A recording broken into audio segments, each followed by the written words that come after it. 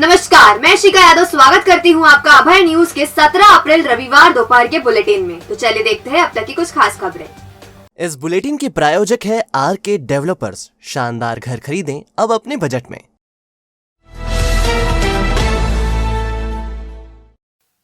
चार धाम के समीप रहने वाले और नदी से सिक्के निकालने वाले एक युवक के पेट में धारदार हथियार का गहरा घाव होने से वह रात भर कपड़ा बांधकर पड़ा रहा। सुबह खून से लथपथ युवक को परिजन अस्पताल ले गए, लेकिन ज्यादा खून बहने से उसकी मौत हो गई। पुलिस ने शव का पीएम कराया है, जांच की जा रही है। गणेश कॉलोनी में रहने वाले सोहन पिता गोपाल कहार को परिजन रविवार सुबह जिला अस्पताल लाए थे। यहाँ उपचार के दौरान उसने दम तोड़ दिया। मां मांगी बाई ने बताया कि सोहन रात को घर आया था। उसकी कमर में कपड़ा बंधा हुआ था। पूछने पर बताया कि गिरने से चोट लग गई है, इस कारण कपड़ा बांध रखा है। रात करीब 3 बजे वह खून से पूरा लथपथ हो गया, लेकिन अस्पताल जाने को तैयार नहीं हुआ। सुबह 7 बजे गंभीर हालत में परिजन उसे जिला अस्पताल लेकर पहुंचे, जहां इलाज के दौरान उसने दम तोड़ दिया। इसके बाद शव का पीएम कराया गया। पेट में धारदार हथियार के घाव का निशान मिला। इसे ही मौत की वजह बताया जा रहा है। सोहन शादीशुदा था। उसके विवान और विराट नाम के 2 बेटे हैं। शराब का आदी होने की वजह से पत्नी उसके साथ नहीं रहती। पत्नी पूजा इंदौर स्थित मायके में रहती है। सोहन नदी से सिक्के निकालने का काम करता था। बहरहाल सोहन की मौत अपने पीछे कई सवाल छोड़ गई है, जैसे सोहन को शरीर पर धारदार हथियार की चोट कैसे आई? क्या किसी से उसका विवाद हुआ था? अगर विवाद हुआ था तो उसने घर पर किसी को भी विवाद की जानकारी क्यों नहीं दी? इन्हीं सवालों को तलाशने की कोशिश पुलिस कर रही है। कुछ नहीं हुआ, क्या मालूम क्या हुआ क्या नहीं हुआ, मेरे को पता ही नहीं पड़ा क्या करा इसने। ये कह रहा कि अभी हम खाना खा ले। मैं रात को उठाया, खाना खा ले तो क्या अभी नहीं खाऊं। फिर 3 बजे उठाया मैंने तो खाना खा ले तो क्या नहीं खाऊं।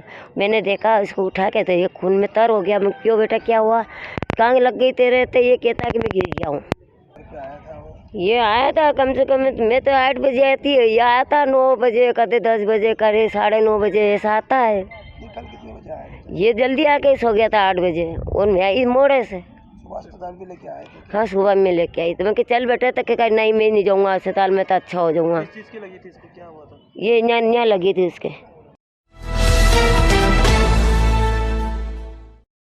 शहर के सबसे प्रतिष्ठित उज्जैन परस्पर सहकारी बैंक के लिए रविवार को पुख्ता सुरक्षा व्यवस्था के बीच मतदान शुरू हो गया।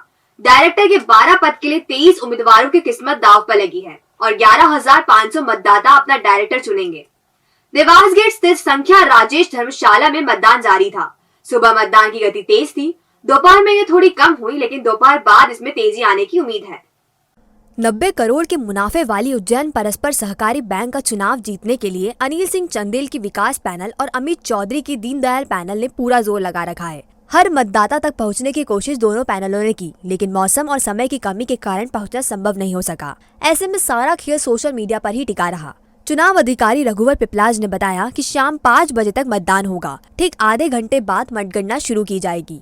सामान्य वर्ग के 9 डायरेक्टर के लिए 18 उम्मीदवार मैदान में हैं, जबकि महिला डायरेक्टर के 2 पद के लिए 3 और एससी डायरेक्टर के 1 पद के लिए 2 उम्मीदवार मैदान में हैं।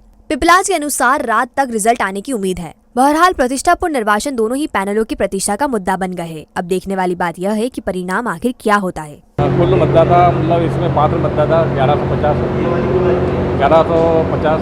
मतदाताओं के विरुद्ध मतलब इसमें उम्मीदवार संचालक मंडल के सदस्य 9 संचालक सामान्य वर्ग से 9 संचालकों के हैं विरुद्ध 18 उम्मीदवार खड़े हुए हैं।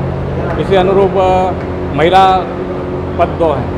2 पद के विरुद्ध 3 उम्मीदवार चुनाव मैदान में और अनुसूचित जाति वर्ग से 1 पद के लिए 2 प्रत्याशी। चुनाव मतदान का मतलब 9 बजे से प्रारंभ हो गया, 5 बजे समाप्त होगा।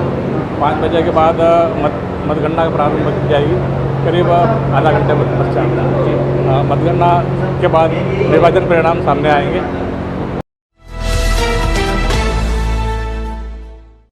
मक्सी रोड पर पुलिस ट्रेनिंग स्कूल के सामने एक ट्रक और मैजिक के बीच सीधी भिड़ंत में मैजिक चालक को गंभीर चोट आई है।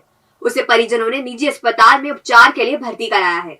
दरअसल यह हादसा शनिवार रात करीब 9 बजे हुआ। मक्सी रोड पर ट्रक और मैजिक सीधे जा भिड़े। दुर्घटना में पवासा के भारत पेट्रोल पंप के सामने रहने वाला मैजिक चालक छोटू पिता कन्हैया लाल उम्र 26 वर्ष गंभीर रूप से घायल हो गया। उसे पुलिस की मदद से जिला अस्पताल लाया गया। उसके पैर और सिर में गंभीर चोट थी। परिजन उसे उपचार के लिए निजी अस्पताल ले गए। फिलहाल पुलिस ने मुकदमा दर्ज कर लिया है। टक्कर मारने वाले ट्रक चालक की तलाश की जा रही है। बहरहाल मक्सी रोड पर हादसे थमने का नाम ही नहीं ले रहे। इस सड़क पर आए दिन वाहन दुर्घटना होती रहती है।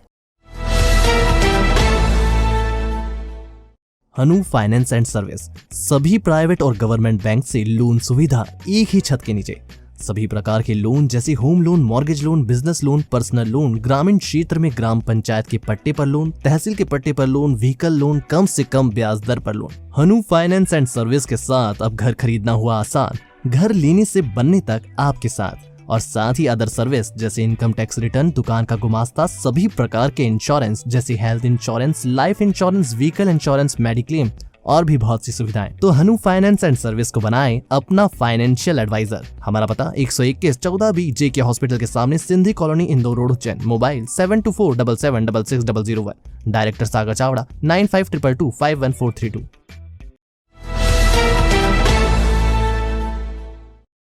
जगमगाती लाइट, स्टेज पर परफॉर्मेंस देते स्टूडेंट्स और शोर मचाते दर्शक, यह नजारा शनिवार को शासकीय इंजीनियरिंग कॉलेज में दिखाई दिया।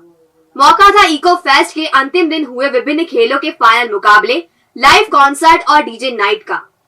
दरअसल शासकीय इंजीनियरिंग कॉलेज में 3 दिवसीय इको फेस्ट आयोजित किया गया। इसमें अलग अलग गेम्स में स्टूडेंट्स ने भाग लिया और अपने प्रतिद्वंदियों को कड़ी टक्कर दी। स्टूडेंट नोमान खान ने बताया, इको फेस्ट के अंतिम दिन वॉलीबॉल और क्रिकेट का फाइनल मुकाबला हुआ।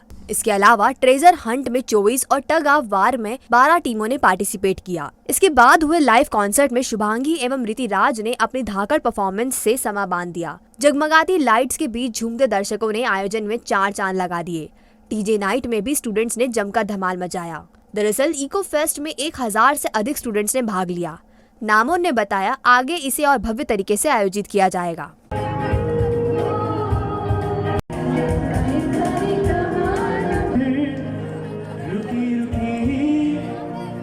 उज्जैन इंजीनियरिंग कॉलेज में इको फेस्ट के तहत आज लास्ट दिन था, जिसमें वॉलीबॉल का फाइनल हुआ एंड क्रिकेट का क्वार्टर फाइनल हुआ। आज के दिन ट्रेजर हंट भी हुआ और ट्रेजर हंट में जिसमें 25 टीमों ने भाग लिया, और फिर टग ऑफ वॉर हुआ जिसमें 12 टीम ने भाग लिया।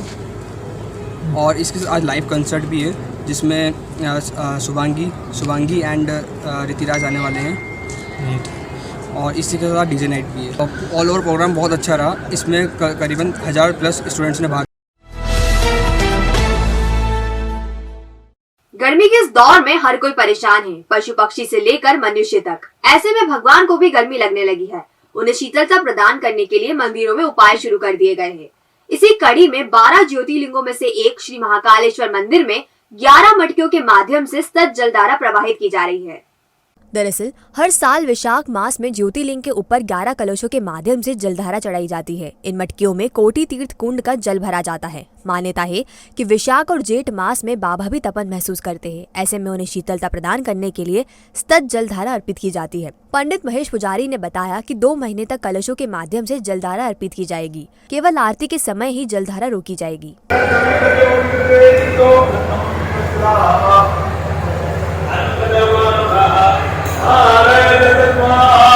महाकाल की एक परंपरा है, और वैशाख मास जो होता है, इस वैशाख मास के अंदर जो गर्मी का जो मौसम माना जाता है, और गर्मी के कारण भगवान को शीतलता देने के लिए सभी शिव मंदिरों में और विशेष करके महाकाल मंदिर पे गलती के रूप में 11 मटकी चढ़ाई जाती है। 11 मटकियों में सभी प्रकार का जल होता है। हमारे यहाँ का जो कुंड है वो तीर्थ कोटि है, उसी का जल इसमें डाला जाता है, और जो 2 महीने सतत ये चलेगा। शनिवार रात को राजाधिराज बाबा महाकाल के दरबार में बेहद भावनात्मक दृश्य दिखाई दिया, जब एक युवक अपने दिव्यांग भाई को गोद में लेकर महाकाल दर्शन कराने पहुंचा। ये दृश्य देखकर वहां मौजूद श्रद्धालुओं की आंखें नम हो गई। माता पिता को देव दर्शन कराने के दृश्य तो आपने देखे और सुने होंगे, लेकिन दिव्यांग भाई को देव दर्शन कराने का ये मामला अपने आप में अनूठा है। जबलपुर के रहने वाले अंशुल बड़े भाई को लेकर शनिवार रात महाकाल मंदिर पहुंचे, जिन्हें देखकर श्रद्धालुओं ने युवक को लक्ष्मण की उपमा दी। अंशुल ने बताया कि भाई की इच्छा पूरी करने के लिए वह बाबा के दरबार में आया है। बड़े भाई जितेंद्र आहिरवार ने बताया कि बाबा महाकाल में उसकी अटूट श्रद्धा है, वह जैसा है वैसा ही ठीक है। उसे महाकाल के दर्शन मिलते रहे और छोटे भाई का साथ यूं ही बना रहे। कौन लगते हैं आपके? मैं इनका छोटा भाई हूँ, मेरा बड़ा भाई है। मैं इनकी सेवा करता हूँ। मैं जबलपुर गौरी घाट से आया हुआ हूँ। इनकी इच्छा थी दर्शन करना बाबा की, इनके इसलिए लेकर आया था, और इनके दर्शन बहुत अच्छे हुए। मुझे बहुत खुशी हुई कि मेरे भाई की अच्छी दर्शन हुई। हनुमान जयंती पर बाबा बाल हनुमान का चल समारोह निकला। चल समारोह का जगह जगह भव्य स्वागत किया गया। कोरोना का संक्रमण 0 होने के 2 साल बाद हनुमान जयंती पर बाबा बाल हनुमान का चल समारोह निकाला गया। श्री महाकालेश्वर मंदिर परिसर से निकाला चल समारोह महाकाल चौराहा, तोपखाना, दौलतगंज से भ्रमण करता हुआ फिर से मंदिर परिसर पहुंचा। चल समारोह का जगह जगह पुष्प वर्षा कर स्वागत किया गया। इस दौरान समारोह में शामिल हुए एसपी सत्येंद्र कुमार शुक्ल का साफा बांधकर अभिनंदन भी किया गया। समारोह में एक तरफ राम के भजन गूंज रहे थे तो दूसरी तरफ रमजान होने से आजान भी सुनाई दे रही थी।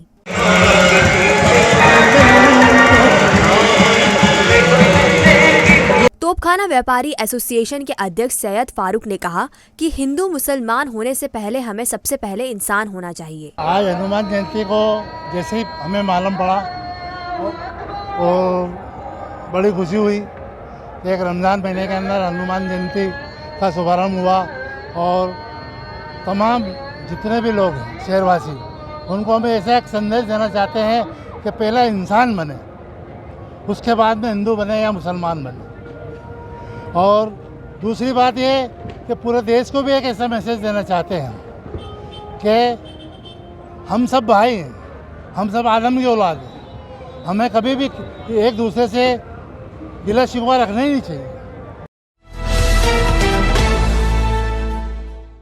क्या फूलती है सांस, या लगता है सीने में भारीपन, या परेशान है बढ़ते मोटापे से, तो ना करें इसे नजरअंदाज, क्योंकि ये ले सकती है गंभीर बीमारियों का रूप। आज ही विजिट करें माधव बाग क्लिनिक, जहां डॉक्टर प्रियंका शर्मा के मार्गदर्शन में कराएं सारी जांचें, वो भी मात्र 950 रुपए में।